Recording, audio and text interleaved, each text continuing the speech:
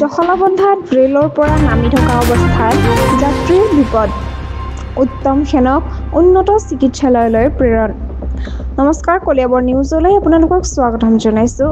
আজিৰ এক দুৰ্ভাগ্যজনক খবৰ। জখলাবন্ধাৰ ৰেল ষ্টেচনত আজি সংঘটিত হৈছে এক ঘটনা।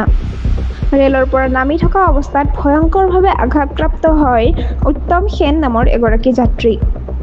ঘটনাটো সংঘটিত হয় ৰেলৰ পৰা নমা সময়তে, য'ত ষ্টেচনৰ উচ্চতাৰ বাবেই তললৈ নমা যাত্ৰীৰ অসুবিধা হয়।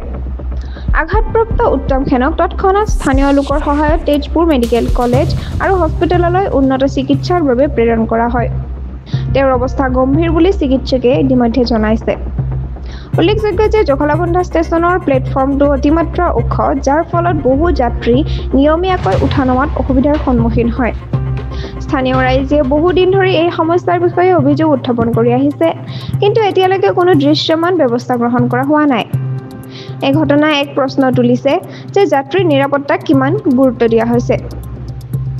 এতিয়ালৈ ইমানেই। সংযুক্ত হৈ থাকক কলিয়াবৰ নিউজ চেনেলটোৰ লগত। চেনেলটো লাইক, কমেণ্ট, শ্বেয়াৰ, ছাবস্ক্ৰাইব কৰিবলৈ নাপাহৰিব। লগতে কাষতে থকা বেল আইকনটো দবাবলৈ নাপাহৰিব। আমি পুনৰ আহিম তৎকালীন তথ্যৰ সৈতে।